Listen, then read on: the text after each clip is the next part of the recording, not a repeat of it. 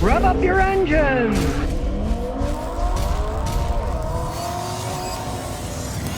2014 Chevy Cruze has over 200,000 miles. He's put a lot of them on driving it as Uber. Is it all over for this car? Well, we don't know. We're going to check it and see what's going on with the scan tool. Puts a lot of mileage on it, but unfortunately, Illinois has inspections for their cars. And he won't pass the inspection. So, as you can see here, it's got 24 trouble codes that inspection-wise, we'll look at the ECM. All right, here we have the catalyst is low efficiency. Well, now that's why you can't pass the emissions, because it's showing the catalytic converter is low efficiency. As these things age, they clog up the catalytic converter. Unfortunately, like I said, it's an Illinois car, because if it was a Tennessee car, we don't care. Now, I had a customer in Houston that drove his car years that way with the catalytic inefficiency, because we'd reset it, and then quick within the next day or two, he'd go get it re-inspected, and he didn't care. And hilariously enough, it was a Toyota, not a Chevy. And after 5 years, it just fixed itself and ran better, and the light went off. So in this case, it's kind of a stinker position. We're going to reset it, see where it goes with that. But it's going to be hard to get it inspected legally, because with this kind of mileage, 200,000 miles, a lot of times the catalytic converters just wear out on these. Now, there's also 17 body control module codes. Here we go. They're all over the place. From control module power circuit low voltage, headlamp control circuit not working, control circuits open, right headlamp control circuit shorted to battery, right headlamp control circuit open, no transponder modulator, license plate light circuit short to battery, license plate lamp circuit open, left front turn signal circuit short to battery, left front turn signal circuit open, left front tire pressure sensor low, and it goes on and on. More tire pressure sensor codes, lost communications with ECM. There's a bunch of codes on these. Now we'll try to figure out which one it is by erasing them all, then driving it and seeing what comes back. Now when they go that squirrely, you got a bad module, you got a bad ground. GMs are known for bad grounds. So now we erased all the codes, but the tire pressure monitoring system doesn't erase. It's a hard code, but we don't care about that, because you don't need that for state inspections. That's not part of the state inspection. Your TPMS system can be broken. He wants to get inspected. This thing has sat since August, and it's March now. He almost tried to give up on the car. He spent $2,000 something with the guy to work on it. Did a timing belt and different stuff. The check engine light came back on. The guy never fixed it. So we've erased though. We're going to take it for a little road test. See tire monitor system and the tire monitoring lights on. We don't care about that. You get a car inspected with those dumb lights on. Now, if you remember from years ago, that customer of mine in Houston had a Cruze, and he had a picture of Mickey Mouse in the back window because he said it was a Mickey Mouse car. And he went through 3 automatic transmissions in his. So I gotta say, this one is better than his, because it's got over 200,000 miles. Still got the original tranny, and it still seems to shift pretty good. Smooth shift there, I can't complain. We'll take it to our little drag strip up here. Actually, the idle's pretty smooth. Not bad. Shifts good.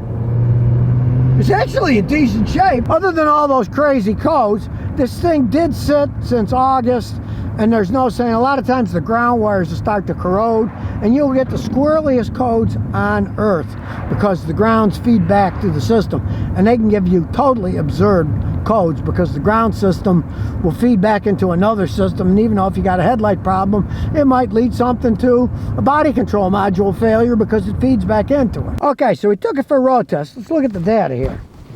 What we'll do is we'll go back and we'll rescan it, see what comes back. Almost done here, 92%. We'll see what came back.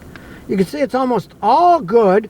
The only thing that came back was body control module. The engine control module, the catalytic converter, it may be weak, but it didn't trip it yet. We'll look at the BCM. It had those 17 codes. We'll see what came back up. Left front turn signal circuit. We know that because it's not hooked up. Part of it's not hooked up. Left front turn signal and the tire pressure monitoring system. So we don't care about that. So I've reset it. The catalytic converter didn't come back. If he drives it, he's driving back to Illinois. If the light doesn't come on his way, he can quick take and get it inspected and not have to worry about it, because if the catalytic monitoring system isn't too bad, and that's just an inefficient code, you can reset them, you can drive them. He said the last time when they worked on the engine, it took maybe a month for that light to come on. That's plenty enough time. Even a trip of 100 miles should make it reset all the monitors so that it'll pass the emissions test. Eventually it'll come back probably, but it still runs good enough. It's only less than 95% efficient. Gas mileage is fine. doesn't backfire, it's not burning oil. So for a Cruze with 200,000 miles, it's in pretty good shape. It did sit since August, so a lot of those codes could have been from rusting, sitting there, just rotting away while nobody's using it. But sound, actually, the tranny sound, the engine sound, I'm kind of surprised that it works that good, and we'll just find out. He'll call us later in a few days or weeks to see if it got it to pass. And if it doesn't get it to pass, next thing would be catalytic converter cleaner. You can get it at any auto parts store, put a couple bottles in, drive it around, and if the light stays off, hey, go get it inspected. They can run for years that way. Like I said, a customer in Houston, 5 years. He drove his Toyota that way. It ran perfectly fine. I would just reset it. It would go, and away he went. It's just a shame that he doesn't live here, because if he lived in Tennessee, he wouldn't have to do a thing to the car. He could just drive it around and be Ubering around without having to spend any money at all. And here's some bonus questions and answers. Kay says, I'm looking at a 2011 Chevy Cruze, 110,000 miles, 4,500. Buy or not? Do not buy. I had a customer. He said it was the worst car I ever had. He had a Chevy Cruze, and he put a picture of Mickey Mouse on the back. I said, why you got a picture of Mickey Mouse in the back window? He says, because it's a Mickey Mouse car. They have fixed the transmission 3 times, and now this one is going out, and it's out of warranty now. He said, this is the biggest pile of junk I ever had. GM gave him some kind of settlement. They gave him like $2,500, right? Because, well, they didn't build a trans right here. Here's $2,500. Yeah, I would not buy that car. Believe me, they're rolling piles of junk. $4,500. I wouldn't even give $450 for that vehicle, because I wouldn't want to buy it and sell it to somebody else, because I'd feel sorry for the person who bought it, because knowing it would fall apart. Do not buy that Chevy Cruze. Well-dressed lad says, I got no 5 miles to 3. It sounds like metal on metal grinding when I accelerate, but it happens most when I'm turning and riding swerving to the left. You said it'll even happen when you accelerate. If it's turning only, it could be like a brake rotor or something like that. But if it's also on accelerate, it's probably your CV axles, right? That's front wheel drive. There's inner CV joints and there's outer CV. There's 2 inners and 2 outers.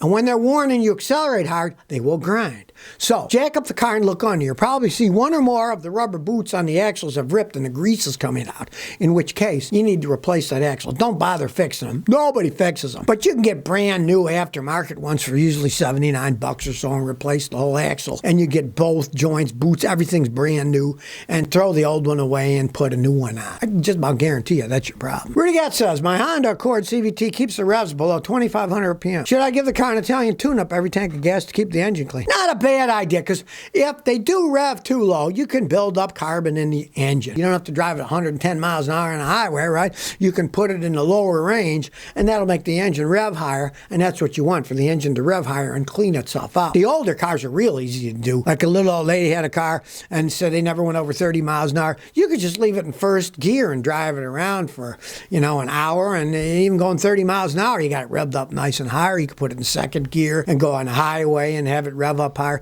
You just want it for a certain period of time to be running at higher RPMs to burn all the crap out. Richard Arkwright says, Scotty, what type of hand tools do you lean toward as in a brand? Well, brand names don't mean all that much anymore. When I was a kid, everybody, we want Snap-on, we want this. Heck, they all used to be made in the United States. I'm sure they are not anymore. Most of the stuff's coming from overseas. What I do is, I do the most logical thing. I'll either go to Harbor Freight Tools, or I'll go to AutoZone or whatever, right? And I will buy their lifetime warranty tools. And they're usually an okay price, but there's ones just down the street. So if the tool breaks, I go and they give me another one free.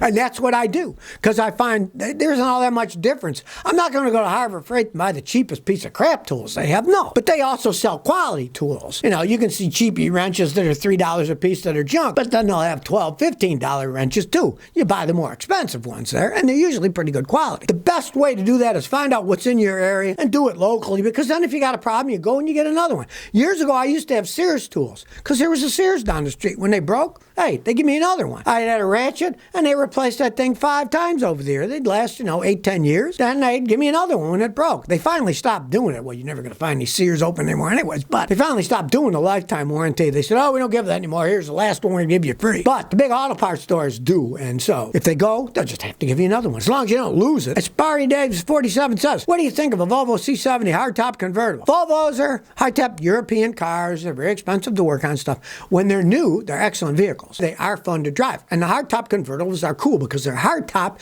so you don't get all that wappy noise of the ragtop convertibles in the wind, and it seals much better and you're warmer in the winter, right? But if you ever looked at the complexity, when they do break, the small fortune that it costs to fix those stupid things, you'll wish you'd never bought one.